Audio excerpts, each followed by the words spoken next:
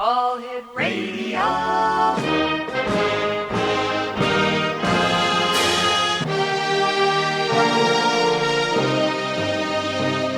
Welcome to the X Zone, a place where fact is fiction and fiction is reality.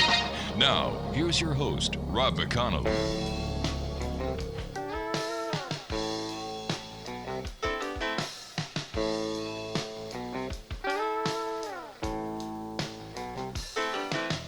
Ivan was an old bear tracker. Tom was a man with dreams. And Ernie came along and I wrote the songs about a creature that few's ever seen. Monsters, myths, and mysteries, legend, tales, and facts. It brought us all together, and it's a reason for the fact. Up in North California, where the redwoods reach the skies, three men with a goal and a pact that they'd hold and a promise till the day that they died. And welcome back to the X Zone, hour number 2 of tonight's show. This is the X Zone. We're coming to you from our broadcast center and studios in St. Catharines, Ontario, Canada, on the X Zone Broadcast Network, and coming to you on your hometown radio, Classic 1220, streaming around the world on classic1220.ca. If you'd like to send me an email, xzone@classic1220.ca. My guest this hour is a gentleman I had the pleasure of first interviewing many years ago. In fact, so many years, let me see, we were at CKTB, about 22 years ago. His name is Kyle Upton, and he is with Ghost Tours at Fort George, and the website is niagaraghost.com. And Kyle Upton, welcome back to the X Zone. It's been way too long. It's been a while, that's for sure. Kyle, tell us a little bit about yourself, and what was it that brought you to the interest where you do ghost tours and have an interest in ghosts and things that go bump in the night? Oh my goodness, that has to go way back then. I had started working at Fort George in Niagara-on-the-Lake as a historical interpreter, which is the fancy government way of saying tour guide, and kind of got addicted to the history as first as a volunteer and then as an employee with the Friends of Fort George and Parks Canada there at Fort George. Got kind of addicted to the history there, and then happened to take a family trip down to Williamsburg in Virginia, the sort of mecca of heritage down there, and kind of got exposed to ghost tours down there. Kind of hey, this is an interesting way of getting people interested in history that maybe don't know that they're interested in history yet. So I thought it was a great concept, but at the same time, I guess there was I won't say disappointment, but of the ghost stories that were on their ghost tour, a lot of them were, a lot of the stories were kind of history trivia, interesting stuff like that, but a lot of the stories they had were of the nature of not this churchyard, but the churchyard 6 miles away this happened, or do you see that window? Well, the room behind that window, this thing happened.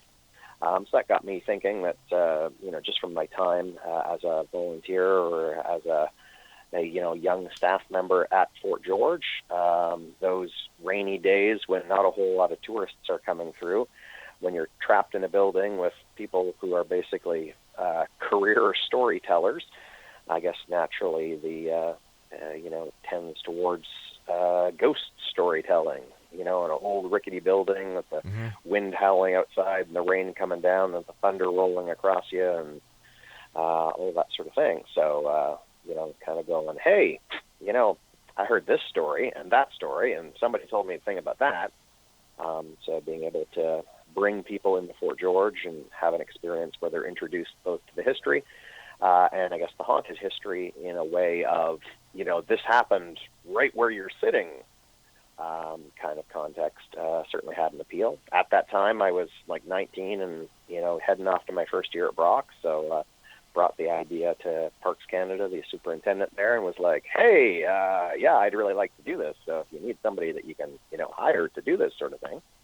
But the federal government, told me that they couldn't be seen as confirming or denying the possibility of ghosts, so then the idea was taken up by the Friends of Fort George, and I guess we've been going ever since.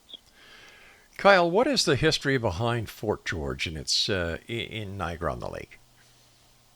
Sure, yeah, it was the British headquarters, the headquarters for the British Army during the War of 1812. Mm-hmm.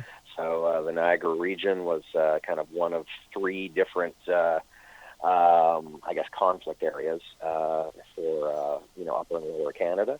That in 1812, the American government declared war on Great Britain, and Great Britain is like an ocean away, so much more convenient was just marching across the border and pursuing the anti-British conflict with the remaining British colonies here in North America, being Upper and Lower Canada, as well as the remaining colonies out east as well. So it was fought over on a couple occasions. It was headquarters. It was where Isaac Brock was kind of based out of before his unfortunate demise at the Battle of Queenston Heights. And I guess in the context of our ghost tour anyway, that, being a lived-in, unoccupied, British fort and then an American fort, and in the in-between time, being burned down by artillery fire and fought over, not only sort of grabs the, the atmosphere of spooky place, but also has, I guess, the historical context of, people lived here, people died here, people suffered here, people loved and learned, and that sort of marks the place, and presumably is kind of why we've got a fairly active haunted site. Now, how many tour guides are there in the Friends of Fort George and the Ghosts of Fort George? Oh, yeah, in terms of, the ghost tours were kind of run by the Friends of Fort George. So they're the charitable organization that works along with Parks Canada to basically provide, history programming both at Fort George and up at Brock's Monument and the kind of surrounding Niagara area. So we're kind of, a division onto ourselves, I suppose. Right at this point that we've got 4 tour guides for the ghost tour, and then some support staff, our ghost tour ninjas. So those are each of our tours has the tour guide to take care of, I guess, the storytelling and I guess the visitor experience that way. But then we also have support staff, our ninjas that are an extra pair of eyes. So we've got somebody kind of following along the tour, just to troubleshoot any things that can happen. From people going, oh, I forgot to go to the bathroom, can you get me there? Or hey, we really need to leave early because we're a little freaked out. Or I guess the more mundane things of like the door is jammed shut, or hey, now the skunk is like moving towards us along the path.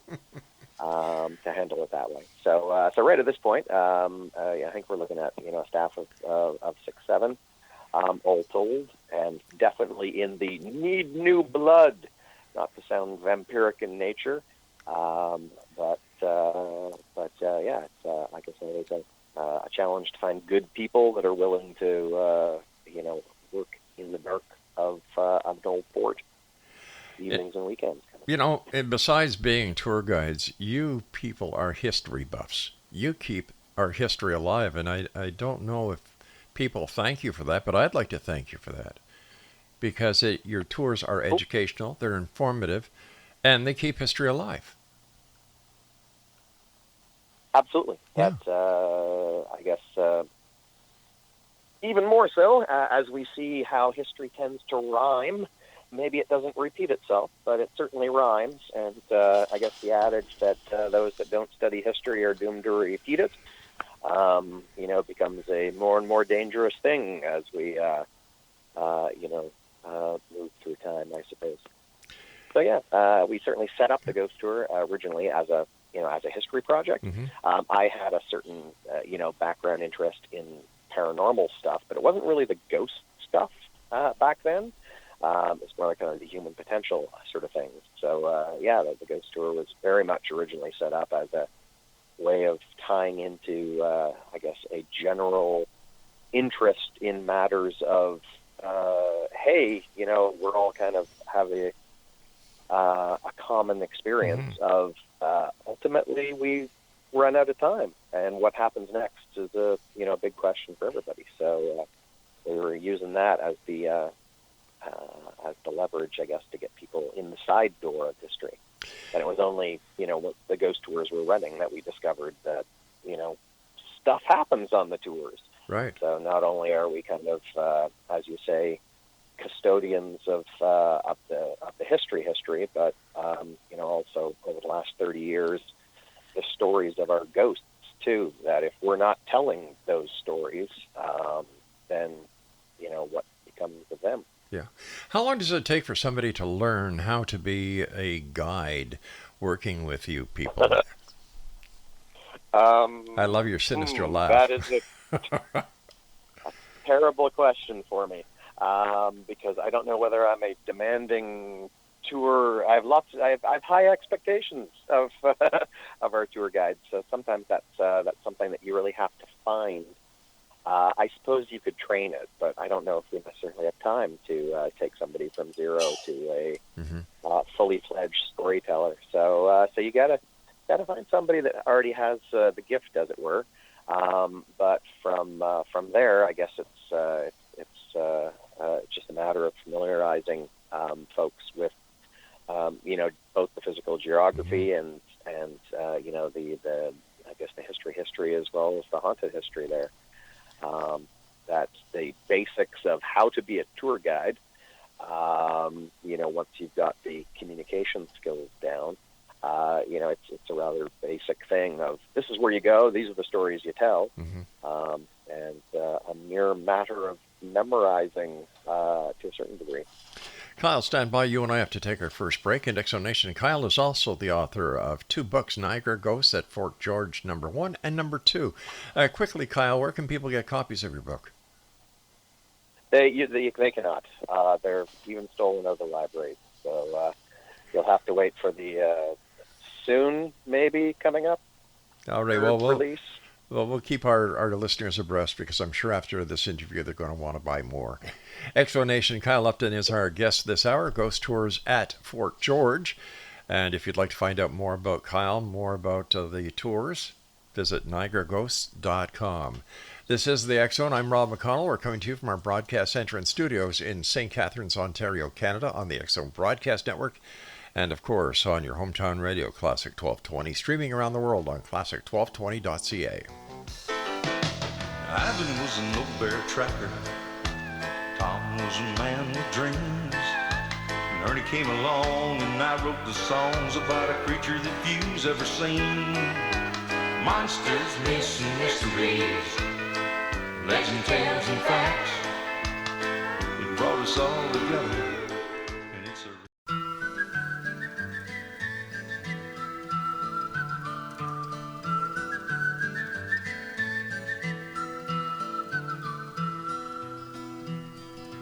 all around old Cape Horn, ships of the line, ships of the morn. Some who wish they'd never been born, they are the ghosts of Cape Horn. Ballerella, riddle-de-rum, with a rim-dim-diddy and a rum-dum-dum. Sailing away at the break of dawn, they are the ghosts of Cape Horn. See them all in sad repair, demons dance everywhere, southern gales, tattered sails, and none to tell a tale. Come all of you rusty ghosts. And welcome back, everyone. Kyle Upton is our special guest this hour, Ghost Tours at Fort George. And if you'd like to find out more about Kyle, about the tours, visit niagaraghosts.com. Kyle, when do the tours run? Which days of the week and from what time to what time? Yeah, right now we're just in our early season, so through what's left of May and then I guess June. We're just Sundays through May and June, and then we go to 3 nights a week through July and August. So those are Sunday, Tuesday, and Thursday, all the really convenient nights of the week. Then back to just Sundays in September. And then, of course, around mid-October is when we sort of kick into our Halloween season. And, I think Friday, Saturday, Sundays for like the 3 weekends leading up to Halloween. And then skipping back to the second part of your question, ghost tours run best during the evenings, really. We've had some people ask for daytime tours, and we experimented with welding goggles for a while, but they just really didn't have the same sort of thing. But yeah, 8:30 in the evening at Fort George, and then September we spin it back an hour just because it's really dark by then. Let me ask you a question I'm sure nobody's ever asked you before, Kyle. How haunted is Fort George? Very. Exceptionally. Really? On a scale of, how do you judge that, right? There's an official most haunted, least haunted sort of scale. Niagara on the Lake has been called the most haunted town in Canada, and I believe it. And certainly Fort George, I guess it depends on how you read it, would certainly be one of the most haunted places in that most haunted town. We certainly have, we check all the boxes for the haunted phenomena, from the, kind of the haunted house psychosis type things with bumps and noises you can't explain and motion out of the corner of your eye and cold spots and weird breezes and things like that, through to the apparitional phenomena of I saw something, and that could be I saw, a shadowy shape, or I saw a glowy shape, or I saw something that just seemed absolutely normal other than the context of the clothing, or, I turned around and suddenly that guy I was talking to wasn't there anymore. And then into the psychokinetic phenomena. We take a dip there as well, with people being poked and prodded and clothing being tugged and gloves being pushed off the bench, and even had a tour guide, start the story standing up and ended the story on her back on the sidewalk. Wow! So very few people leave with bruises. So I guess that's a good thing. Although everybody that has left with bruises, they saw that as a very positive, check this out, kind of excitement. So. I don't know if that comes anywhere to answering the question, but yeah, Fort George got it all, I suppose. Have you yourself ever had an experience with the paranormal in Fort George? Absolutely. I don't know if I'd be a very good ghost tour guide if over 30 years I had nothing to show for it. But that was certainly not the case, when I started doing the tours. I volunteered at Fort George for a while, and, I'd heard the stories, and I'd had those, I heard something upstairs that I shouldn't be hearing, or, that something, looking over your shoulder, even though, you're alone in the building. So I'd had kind of creepy sensation experiences during my time at Fort George. And if anybody asked me hey, do you believe in ghosts? I would have definitely answered, yeah, absolutely.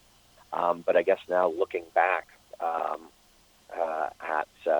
I guess my growth, I guess, as a ghost tour guide, I did discover, kind of into the third year of the tours, that there's a big difference between choosing to believe based on, I'd done the research, I'd heard the stories, I'd talked to the people who, shared the stories. So I was pretty confident that, they weren't all crazy or just stringing me a line kind of thing. Right. So I believed in ghosts in that basis. But I did discover that there is a difference in choosing to believe and having no choice but to. So yeah, my third year of those tours, I definitely had my paradigm just shifted a bit here, and I didn't expect it to feel that way. kind of thing. So it was on a ghost tour, Right. and at the not to give any spoilers away here, but the back of the fort, that there's a tunnel that goes out to a staircase leading up to a 2-story lookout tower, which is kind of located outside the back walls of the fort, closer to the river end. In the early years of the ghost tour, we didn't really have any good stories about the tunnel, but it didn't matter because taking a group of people, through an old, kind of dark, kind of creepy old fort, and then, putting them into a tunnel where, it's like I can't see my hand in front of my face, where, potentially there's bats, that you just have a lovely, uncomfortable, natural environment that very much hits the spookiness check boxes of a ghost tour. So though we didn't have any, really good stories, it didn't matter because the environment of the tunnel, made up for that. So the group heads down into the darkness, confined space. Maybe the bats are there, maybe they're not. And then the tour guide, takes up a position, at the an alcove at the end of the tunnel. So as the tour guide, I'm looking back the way we came. I'm watching the people kind of shuffling down the tunnel, kind of taking their time, sort of swaying from side to side as they sort of navigate the darkness and the slight unevenness of the stone floors. That particular night, not to get too heavily into, it was a dark and stormy night. Ooh. So a very small group of people on the tour, just not wanting to risk, being trapped in the rainfall at the back of an old fort. So smaller group size. So as people filed in down the tunnel towards me, I could kind of peer past people's heads, and I could also see the tunnel entrance. Kind of a gray-blue rectangle of not quite the same darkness as the tunnel proper. And I could see a little kid standing up just outside. So I'm thinking, okay, well, a lot of people have problems with the tunnel, the darkness, the confined space. So it didn't surprise me that a kid would wait outside, just not being comfortable with the environment. But I'm only seeing a kid outside. I'm not seeing an adult with them. So, okay, as mom and dad got caught in the shuffle coming in, and when they hit the alcove at the end of the tunnel and they realize they're missing family, well, that's going to be a distraction, an interruption from my tour. So I tried to, cover that off. As everybody settled in, I asked the group, hey, do we have everybody here? Well, people looked around. Oh, yeah, we got everybody. And I think my response was,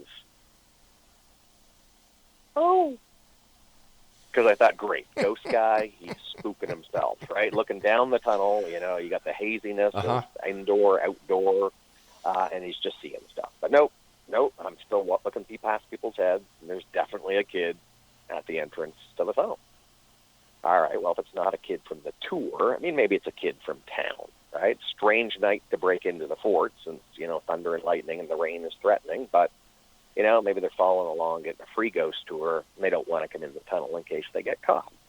Well, fine. Having once been that kid breaking into the fort at night, as long as they're not lighting buildings on fire or being destructive, we're fine. But I was a little nervous that they might get bored standing out there and start thinking, hey, wouldn't it be funny if we slammed the door shut and barred it? Which is not a noise you want to hear from the inside of the tunnel. So I started into my stories, but I also kind of kept an eye out just so if something funny was happening out there, and I'd have a little bit of warning. I didn't bring it up to the group because nothing, increases the confidence of the group than bringing them into a dark, confined tunnel where there may be bats and then going, oh, folks, I think there's somebody who might be slamming the door shut on us, or whatever. So anyway, so that's when I noticed that, whenever the lightning flashed outside, all I ever saw were the stone walls of the powder magazine about, 16 feet outside the entrance to the tunnel. Never saw that kid in the light. But as soon as that flash of white radiance, the lightning bolt faded, so there's that kid sort of silhouetted in the gloom, just standing there at the entrance to the tunnel, kicking their feet, shuffling here, shuffling there, looking down the tunnel towards us.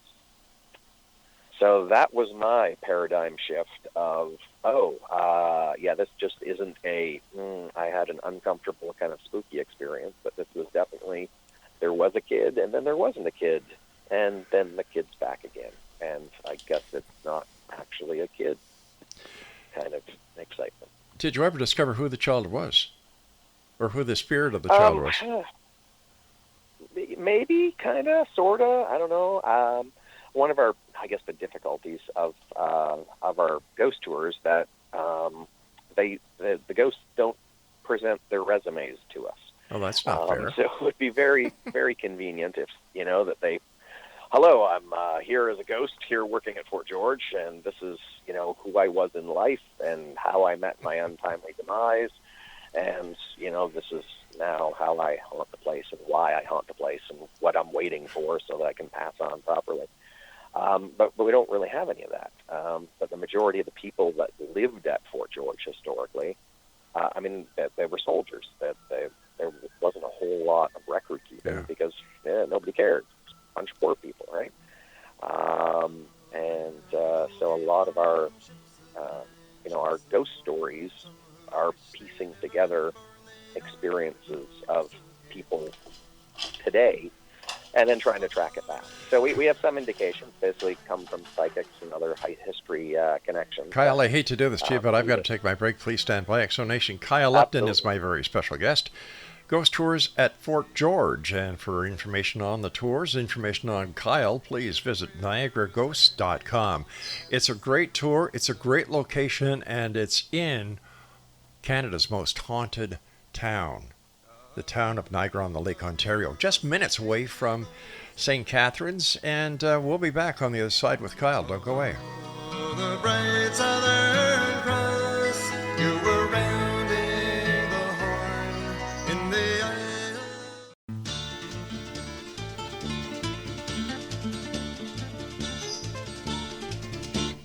Yippee-yi-yi,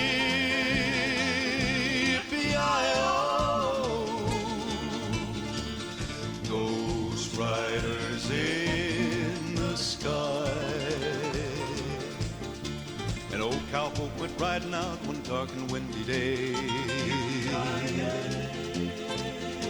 Upon a ridge he rested as he went along his way, when all at once a mighty bunch of red-eyed cows he saw plowing through the ragged skies,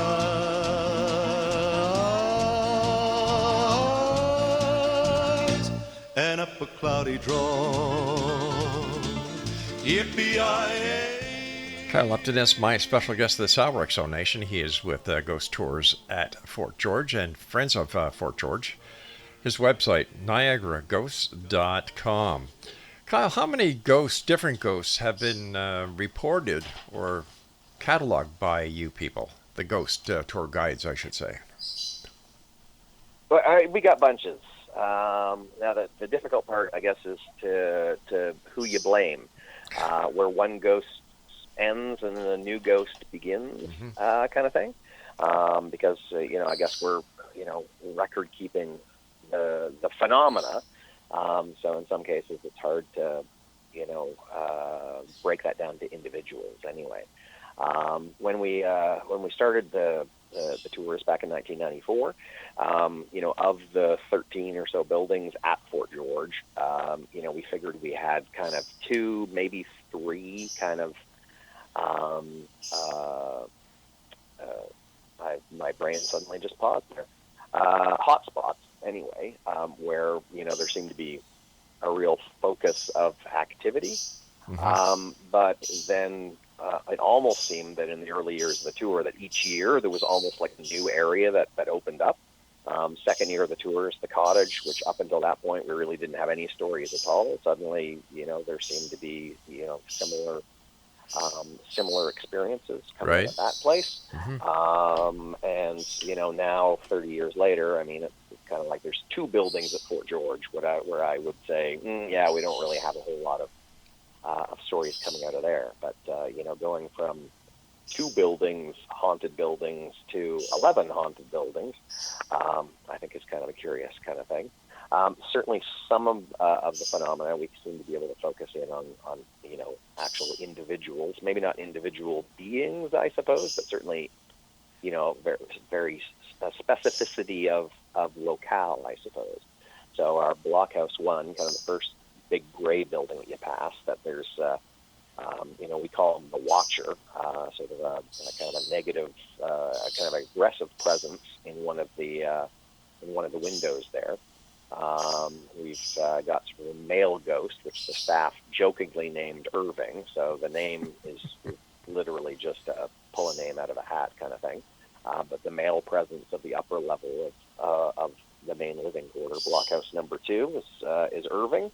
Although at the same time, since people have reported multiple male presences, like at the same time, like, yeah, there were 3 guys kind of lounging over there by that back bed listening to the tour. If we're naming one Irving, then we unfortunately have a bunch of unnamed ones. So who do you blame, kind of thing. Right. Sarah Ann, the name coming from a psychic and then confirmed by other psychics, is the name of our little girl ghost that seems to have taken a fancy to the tours themselves, but she generally joins us in Blockhouse number 2 and then has been known to kind of follow the tour back to the back of the fort and then kind of halfway to the gate before kind of disappearing or being held back by some other presence at the officers' quarters. So to your question before the break there, that although the figure that I saw in the tunnel there that marked my being pushed into the, I definitely believe, kind of class, although, I can't tell you whether I was seeing a boy or a girl. I just know it was a little kid. Can't really tell you anything about the clothing just because it was seen in profile. But yeah, as far as I'm concerned, that was Sarah Ann following on the tour and just waiting for us to exit from the tunnel. Kyle, is there... mirror and... Oh, no, go ahead, Kyle. Go ahead. Yeah, I was just at a mirror in the officers' quarters, a woman in the mirror. We've got an original painting of the Queen of England that does some weird things every so often. Shadowy figure, male figure at the back of the fort. And I guess, does that kind of cover all the individuals, I guess? And then it's, all the other phenomena. Is that just the same entities? Or are there other entities that we just haven't been able to, narrow down or categorize that, do the other stuff? Kyle, is there any estimate about how many soldiers, both American and British, lost their lives in the area of Fort George? I'm sure there is somewhere, but I can't really throw you a number there. Some of the war deaths are often documented a little bit better because, I don't know, it's the excitement of that part of history.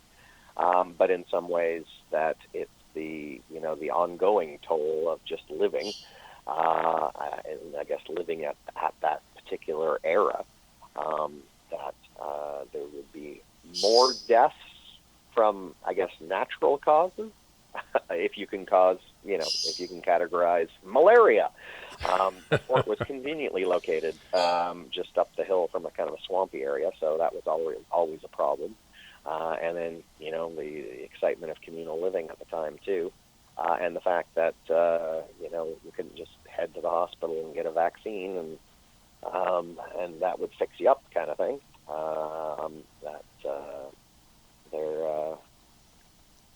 I don't know where I was going with that. So I don't have a number, Rob, but we kind of feel that the lived-in part of Fort George is a component to why it is so haunted. That there were so many lives that went through there, right? And whether it's the energy of just the living experiences that kind of sink into the earth and leave a mark that we can pick up on years later, decades later, centuries later. That's kind of my feeling. Less so that you need a violent, gruesome death in order to make a ghost. I suppose that doesn't help. It helps, and it certainly makes the story better, I suppose. but I'm not really sure if that's always necessarily the case. On the tours, Kyle, do people who take the tours report hearing music from that era? Do they report smelling, cooking? Do they report hearing giggling? Or is there anything? Yes, all of the above. Really? Eh? Yeah, that I mean, like olfactory. I mean, our olfactory senses, trigger a lot of memory. Mm-hmm. So, but it's really hard to quantify, right? Because how do you describe what you're smelling, kind of thing, right? And there are natural smells that kind of simmer at the fort too, which is a really weird way to say things. But it's harder to track down and go, I can definitively say that there was no smell that these people should be smelling. But we've had all of those cases, both amongst visitors to the fort, and in some cases, we can kind of go, oh, you're smelling lemon, or you're saying that you're smelling like dish detergent here at the back of the fort. Okay, well, we got a pile of weeds here, and if there's lemon balm and the wind's going the right way, then that's maybe what you're picking up on. Or they were using the fires in the officers' quarters, the officers' kitchens, and maybe you're getting a whiff of that. But and other times it's like, I was standing beside you and I was not smelling the tobacco smell. So maybe it is a non-real kind of experience. Our ghost tour ninjas trapped behind a building, listening to music coming out of a locked and alarmed officers' quarters. Unreal. Although sometimes people are reporting it, and just the way the wind blows, that you can sometimes get either the music from the marina across the border, across the river, sometimes wafts towards us. Oh, right. And sometimes sound bounces around funny in the fort too. Has there ever been a time when a new tour guide on his first guided tour has been subjected to the paranormal and he's just quit, never seen again, never come back, and says, Kyle, salut, goodbye, I'm going, au revoir? Not so much. We haven't had that happen with tour guides or any of our staff, but I think to a certain extent that we, when we're hiring people, we try to make sure that it's, some people are kind of the idea that, okay, well, this is entertainment, right? Because for most of us, the whole concept of ghosts is in the context of fiction, right? That ghosts are in movies, and ghosts are TVs, and ghosts in books, but ghosts are not real. When we bring people on as staff, that we're very clear in that, there's stuff that happens at Fort George, and you kind of need to prepare for that. And if you're not willing to be prepared for that, maybe you shouldn't be here. Also, we pull a lot of our staff from existing Fort George employees, so they already have kind of a certain familiarity there. Right. But I have relatives who, hey, come on out on the tour. Kyle's doing a tour. You definitely kind of come out to support the family. Thanks, Kyle. We really enjoyed the tour, and we will not be coming back ever again. Thank you. I guess in a similar fashion, there does seem to be that when we have new people into the fort, it does seem that the ghosts seem to pay a little more attention to the newbies than to the old familiar folk, perhaps. And it is always a joy when they seem to take an interest to when you've got that person on the tour that, they didn't come on the tour. They're coming on the tour because their boyfriend, girlfriend, husband, family is coming on the tour. And they are definitely in the, I know what's really going on here. There's no such thing as ghosts. These guys are, just feeding us a line to take our money, and, they're crazy. And any of the stories of the people that they talk about that shared their stories, they were all crazy, and I'm 17 years old and I know everything, kind of thing. So it's really a joy when it seems that the ghosts go, hey, that one over there, we gotta knock them down a notch or so. So, All right, Kyle, you and I have to take our... I'm sorry, we've got to take our final break, my friend, so please stand by. Exo Nation, Kyle Upton is our special guest, and if you want to come to Niagara, It's a great place. We have great tourism. We have great amusements. We have great historical sites. Niagara is very rich in history. And one of the prime examples of that, if not the prime example, is what Kyle and his group do at Fort George. Fascinating history, true history, and Kyle and his people will give you the history lesson that you can only get at Fort George. For more information, visit Ghost Tours at Fort George. Visit at www.niagaraghost.com, and we'll be back as we wrap up tonight's show here in the X Zone with yours truly, Rob McConnell, from our broadcast center and studios in St. Catharines, Ontario, Canada, on your hometown Classic 1220, I should say, and streaming classic1220.ca. Don't go away.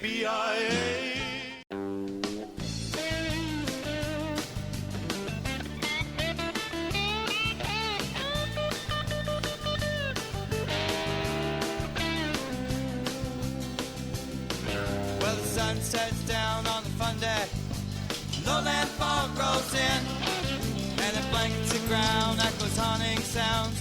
Time stands still out here by the water's side when the moon is high. The cool breeze carries voices. It's not the language of today, looking back to yesterday, talking about those ghosts.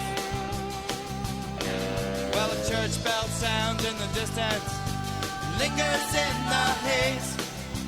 Caught by surprise, the sons and daughters arise. There's a child crying out here. Not a mind inside when the people rise. The call out for their past. Heartbroken and afraid, searching for their families. Talking about those ghosts. Child cries out. Welcome back, everyone. Kyle Upton is our special guest this hour. Kyle is with Ghost Tours at Fort George, and the website is niagaraghost.com. Kyle, I want to thank you so much for coming back on the show. It's a great pleasure talking to you again. I admire the work that you and the other people of Fort George do in keeping our history alive and teaching those who visit Niagara from outside of Niagara, you know, how rich our history is within this very small area of Canada. Do any of the ghosts from the town of Niagara on the Lake ever find their way down to you? I don't know. Certainly the walls and ditches at Fort George may be good at keeping people out of the fort, maybe even good at keeping people in, but maybe a much more porous barrier to, the other kind of inhabitant. Right. So whether, certainly, there's a lot of reports of activity happening, kind of into our parking lot and then down the Niagara Parkway, both out of town and then into town. There's certainly been sightings of, 1812 soldiers in the Commons area, even into downtown. So it seems that if it works in one direction, that there's no reason why we can't have our ghosts in town visit the other way too. You know, just down the road from Fort George, going towards St. Catharines, is Fort Mississauga. Has there been any reports of paranormal activity happening at Fort Mississauga? Yes, is as an easy answer, I suppose. Now, the I guess the caveat to that, or the extra information, is that where Fort George, has been an active heritage site. Right. Fort Mississauga, in the middle of the oldest golf course in Canada, it's been an old place with some plaques, but not an active heritage site, which unfortunately makes it kind of a nighttime destination for the, in some cases, the get drunk and break stuff crowd. So that means that maybe have to color. That maybe colors the stories coming out of there. That you may have to account for a higher alcohol content of those that were doing the experiencing at the time. I guess the disadvantage too of not being active is that there's been less people around to pick up on the phenomenon. But Fort Mississauga is kind of curious. It's probably the the oldest recorded ghost sighting in Niagara. Really? It was the Fort Mississauga was first a British fort, and then when the British moved out, it became a Canadian fort, and then ultimately, it was kind of decommissioned as an active fort. Mm-hmm. But the annual militia gatherings. So every year, the militia would gather and do their training, and that was still happening out on the commons. That at that point was the golf course, and they kept the ammunition stores in the old fort, in the old tower in the old fort. So even though the fort had kind of been shut down, it was still used for these militia events. Well, when you're putting ammunition into a fort, you need guards. Yeah. So there is an account from the 1890s, I think, of the militia guards on duty, and witnessing a figure in robes that was like gliding across the glacis, which is the slope leading up to the fort. So the two guards presented their muskets and went after this thing that they saw just gliding across the glacis, and it went up the glacis, and then they lost sight of it in the ditches, and there was nobody there. So that recording in his one of the soldiers' memoirs of his events as a militiaman guarding the old fort there. So it's there's certainly something there, but unfortunately, I guess we don't have the same sort of history of reporting that we do at. It just didn't stand the test of time. There you go. And speaking of standing the stretch of time, I mean, what your viewership certainly wants to know. I am pretty sure that I was first started coming on your show. That must have been not too long after starting the Ghost Tour, and I was like 19, 20 back then. Yeah. And now I'm. And I mean, your mustache was gray back then. Yeah, so that's 30 true. 30 years on, what is your secret here? What kind of bargain have you signed, or vampiric connection are you drawing upon? Jack Daniels. That's the secret. No, Gotcha. we've been doing the show now. We've been doing the show now for 35 years, Kyle. Yeah. Yeah. Well, congratulations. Thank you, sir. Or sympathies, I guess, depending on No, how you view it. it is definitely But, congratulations, because I've had the opportunity of speaking to the most interesting people in the world, and whether they're just a person who's had an experience, or whether it's somebody like, let me see, Eric Von Doniken, or even Edgar Mitchell and Neil Armstrong. Everybody has a story to tell. And what I've learned over 35 years is nothing is impossible, number one. Number two, the power of belief is the strongest power in the universe.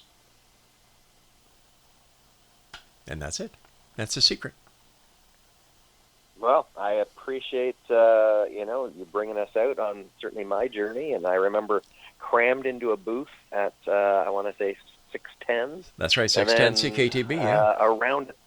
Around a table. Yeah.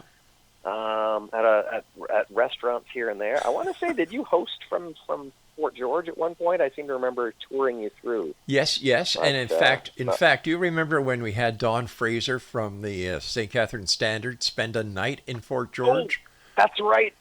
That's right. That's why we were touring you through, and then he stayed over. And The he whole got out Blair early. Witch kind of connection. And he left early because he kind of got spooked out. Yeah. I think that he thought that one of the Fort George staff was pranking him, but the staff had gone home. Yeah.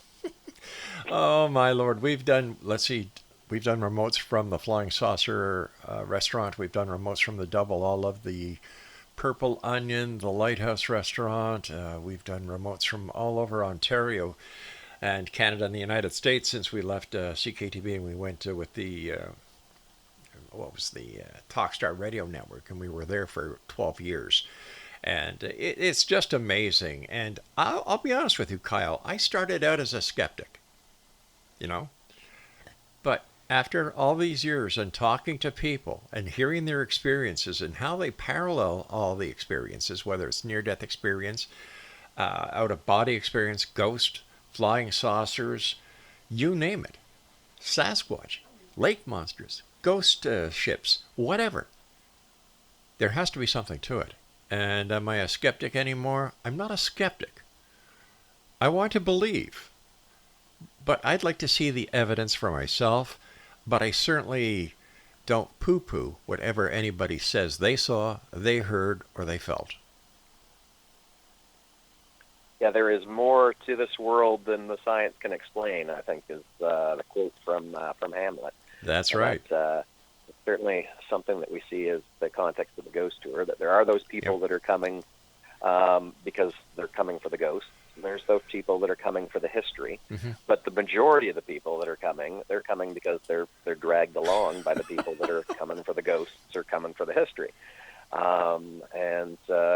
are definitely the crossed-arm skeptics that, even if, literally something, bit their nose off, they'd still be like, nope, didn't see anything because they've already made up their minds. And then there's those folks that have definitely made up their minds the other way that, they will see a ghost in every corner. But then there's the middle ground there, and I think most people are kind of curious, if maybe not expecting anything, but are certainly curious. But once again, that goes back to what I was saying about the power of belief. If that person believes they see 3 or 4 ghosts in the corner, that's because they believe it. And who are we to say that they're not seeing 3 or 4 ghosts in the corner? You know what I mean? That's not their experience, yeah. Yeah. Kyle, let our listeners know how they can find out more about you, the Friends of Fort George, and of course, when and where they can buy tickets. Hey, we're the world wonder of online ticketing. So you can just, from the comfort of your living room, NiagaraGhosts.com will get you to the Ghost Tour website. And you can also get to friendsoffortgeorge.ca. That'll get you to the Friends site, so you can access the Ghost Tour tickets from either of those places. And if you're on the Friends site, you can check out the other special events that are happening at Fort George. We only share the history in the evening hours, but the fort is now open 7 days a week during the day, so you can come through the place and learn the history when the lights are still on, and then get a experience the different atmosphere of Fort George once the sun has set. Kyle, as always, a great pleasure talking to you. Please, my very best to all the other members of your group that take our visitors to Niagara through the ghost tours. And thanks very much for keeping Canadian history alive, Kyle.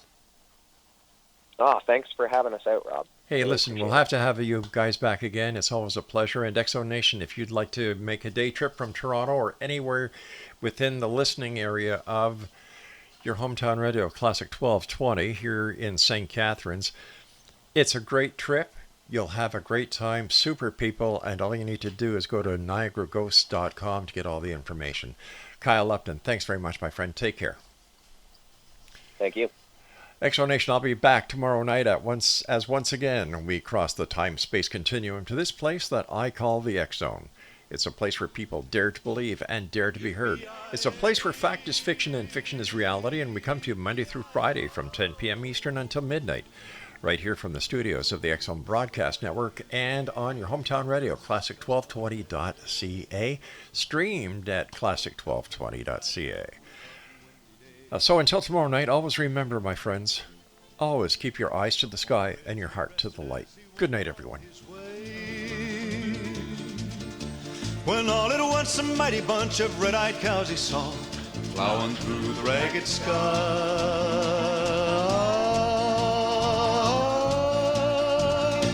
and up a cloudy